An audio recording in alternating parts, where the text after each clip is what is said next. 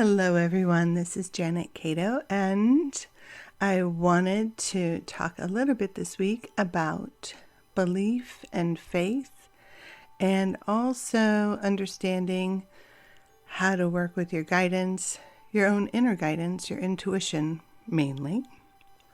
So if we look at belief, it is a construct of the ego, because it is a way that we identify ourselves with the world. We use belief to know where we belong in the world and how the world functions. It's sort of the structure we live in.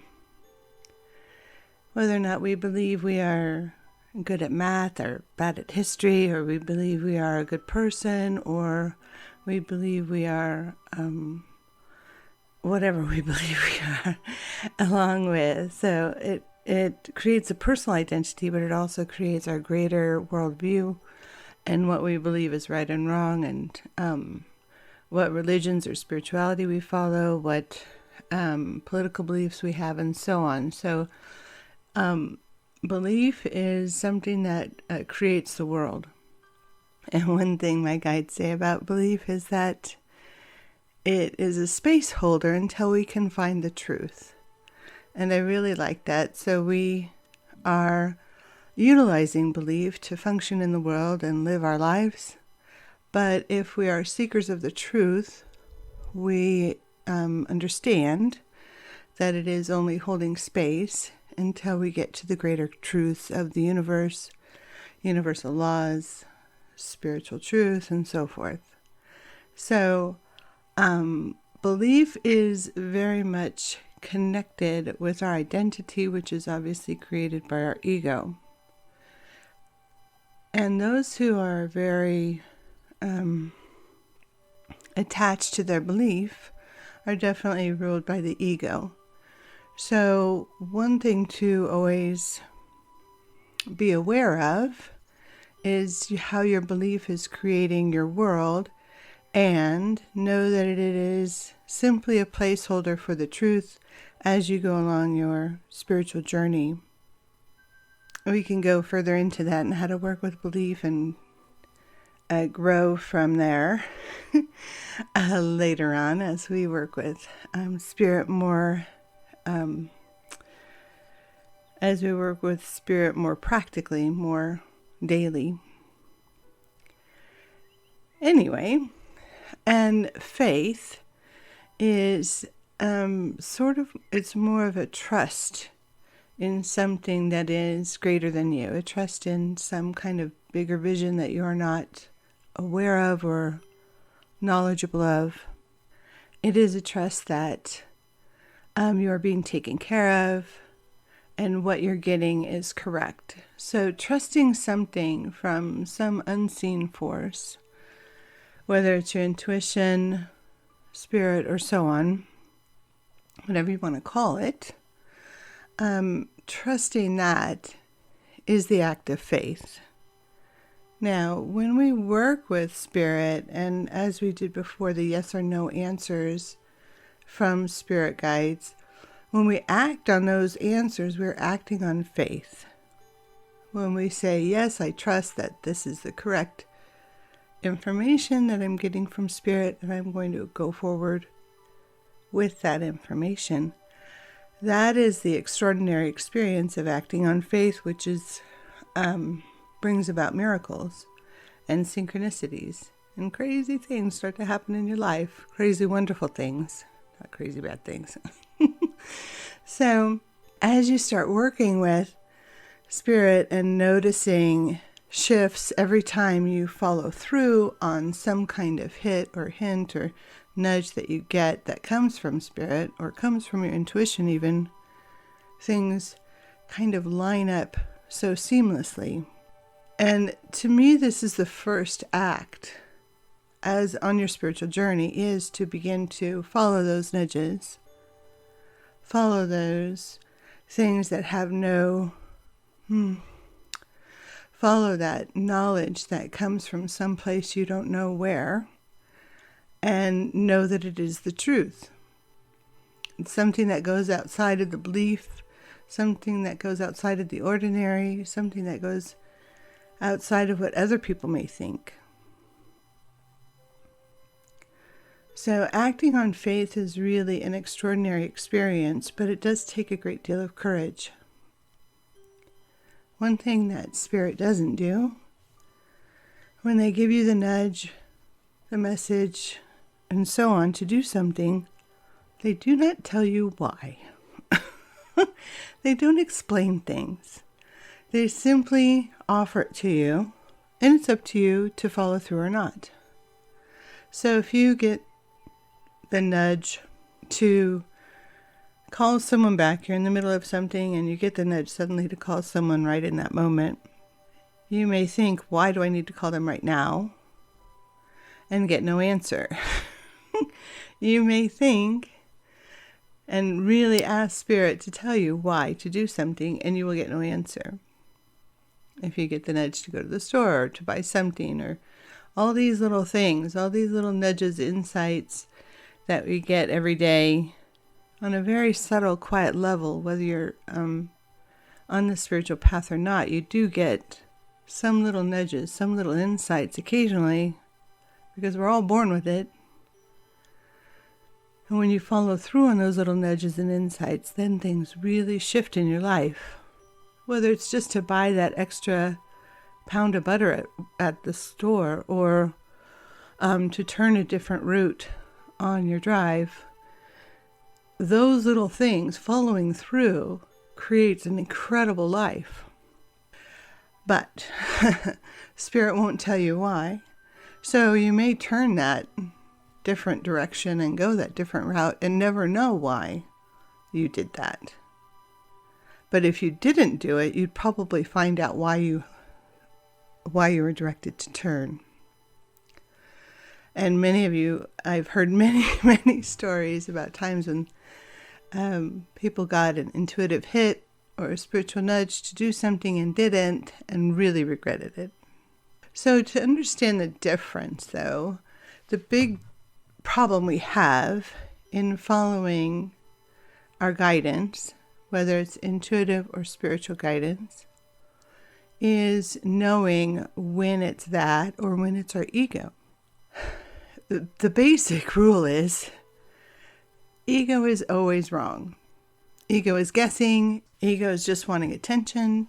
Ego is constantly trying to take over and divert you from listening to your intuition or listening to Spirit, because the ego is threatened by it. The ego is threatened by listening to Spirit or your intuition because it takes power away from it, takes attention away from it. And so it will get louder, sometimes more insistent. But as one of my teachers said, Beatrix, she said, Spirit speaks softly and once, and ego never shuts up. So that's one way to know if it's your ego or if it's Spirit. The other way to know is just simply trial and error, knowing when you follow through on the ego command, it will be the wrong thing to do, or things won't turn out very well, or it'll just be a mistake. And usually these aren't big mistakes or not life-threatening. It's just, so you bought an extra pound of butter, big deal. Butter lasts forever. So, but if it's correct, and if it is your spirit guide or your intuition nudging you to do something and you do it, you will find things in your life start flowing a lot easier, and it is always correct. Your intuition is always right. Your intuition is never wrong. So if you are wrong, it's your ego. So you can sort of, through trial and error, know which one is which. So what a really great practice when you're starting to follow these nudges and follow your intuition, and you want to grow these things, you want to grow in communication with these, you want them more often in your life. If you get a nudge or a hit, if you want to grow your intuition into full-on psychic ability, or if you want to grow your connection into your guides so you can have a conversation with your guides at some point, have a real conversation, then what you want to do is follow through with all these nudges and hits, even if you only get them once a month. Follow through. If you suddenly get the urge to call someone out of the blue, call them out of the blue. And you'll find out why. But if it's your ego playing tricks, it'll just fall flat. Nothing bad will happen, but nothing good will happen either. So to grow these things, you have to pay attention to them. And I always think about that intuitive voice as the little soft voice in the back of your mind that you barely ever pay attention to. And this is why people use meditation to grow in their spiritual connection, grow in their intuitive senses. It's because you start paying attention to those quiet voices, those quiet little thoughts that just float by your mind that you barely ever pay attention to. So the intuitive voice is the kid in the back of the room who never raises their hand but knows everything. And the ego is the kid in the front of the room who knows nothing but won't shut up. So now, but the first practice that really will help you in growing is just to make a deal with yourself. For today, I'm going to follow through every single thing, every single nudge that I get, right or wrong. I'm going to act on faith.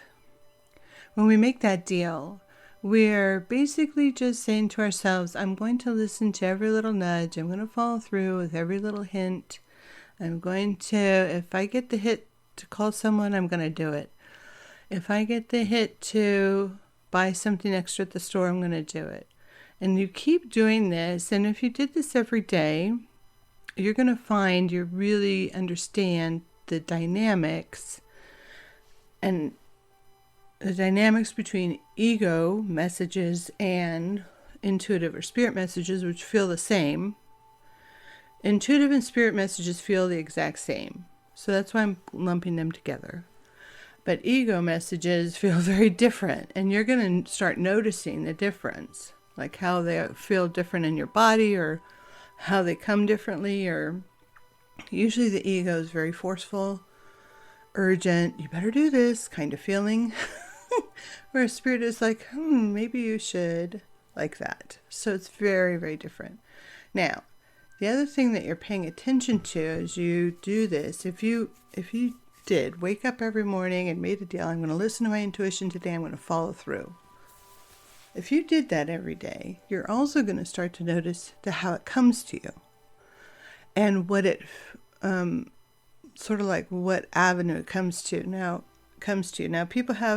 everybody is born with 5 primary, these are the most common psychic senses: feeling, hearing, knowing, seeing, and mediumship. So everybody has some level of them, generally speaking, or those are the most common. I would say most people use 3 of them without even knowing. At least 3 of them. Usually I find that seeing, knowing, and feeling are the main 3 that people use. They get a vision, they get a visual, just an image in their head, or they'll get a thought, and they don't know how they got that thought. Or sometimes, if you usually get the thought, then it's like you may have said something to someone, and someone will say, how did you know that? And you might think, I don't know, didn't you tell me, kind of thing. That's that you have the thoughts. You have your psychic sense is based on thought. And then for feeling, you feel what other people feel. You get this feeling, the feeling sense of the room. You know what people think about you just by how they feel. It's that's the empathic ability that can be very difficult, but most people have it. Most people that I know have it. Anyway. Okay, so you're going to get a sense of how these messages come to you. Sometimes they'll come to you in a certain way. They're always a thought, or they're always a feeling, or they're always an image. And some people have a mix. If they think of someone, they'll see an image of them in their head, or, in another time when they're at the store, they may just get a thought to do something. So it may come differently depending on what your strongest psychic senses are. So mediumship doesn't come into play in this beginning state, typically, unless it's mainly your guides. But your guides still will utilize whatever sense is strongest with you. So when your guides give you a message, that would be a thought or a feeling or an image. And when your intuition is trying to tell you something, it'll be, if those are your senses, I'm just pulling it out of a hat here. So if your senses are hearing, then you're going to get words and you're going to hear a voice in your head. Now, a lot of people don't have a hearing sense very strong because that is quieted usually very in younger years, because we don't want to have voices in our head. That means you're crazy. So, or at least that's our interpretation of it, typically in the world. So we quiet that voice in our head and we get it from other ways. So if you're a natural psychic, which we all are, but who had a very strong hearing sense and heard voices, heard their guide as a voice, or heard their intuition as a voice, then that would have been quieted and something else would have come that would have been rejected. So be aware of that. It's pretty rare to hear the voices now. Very few people do, for fear of being schizophrenic or diagnosed in other ways like that. And the reason why we know whether it's a psychotic problem or a psychic one is the voices are always supportive and loving. So if you did have this the hearing sense, then it's a supportive and loving. It's not commanding, it's not judgmental, it's not fear-based, it's not ordering you around or making you feel bad about yourself. I'm not a psychologist, but that is the difference. So you always find that when it comes from spirit or your intuition, it's always supportive and loving, never judgmental, never fear-based, never you better do this or else. It's never anything like that. It's always loving and supporting and guiding and helpful. So there's that. Okay, I hope I'm not rambling too much today.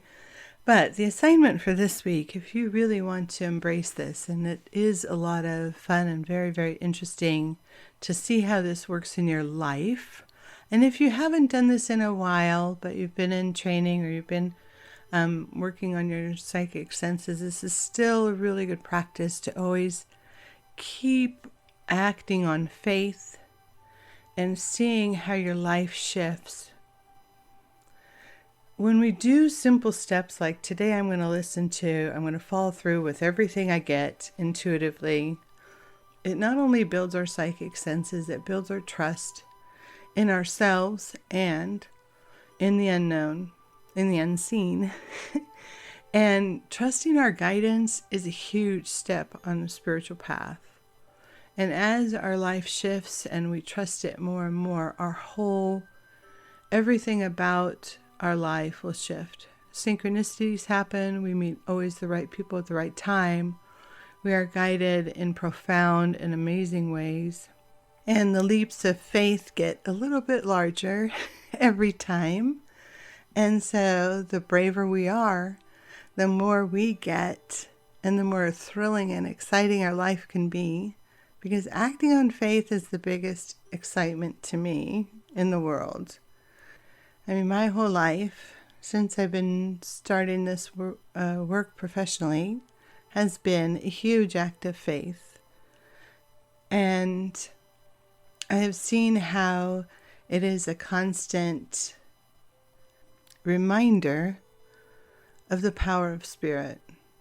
And as we trust spirit and as we trust ourselves and our own intuition, the world becomes completely different than what we thought it was. But that's a story for another time. In any case, I hope you all are well, keeping well.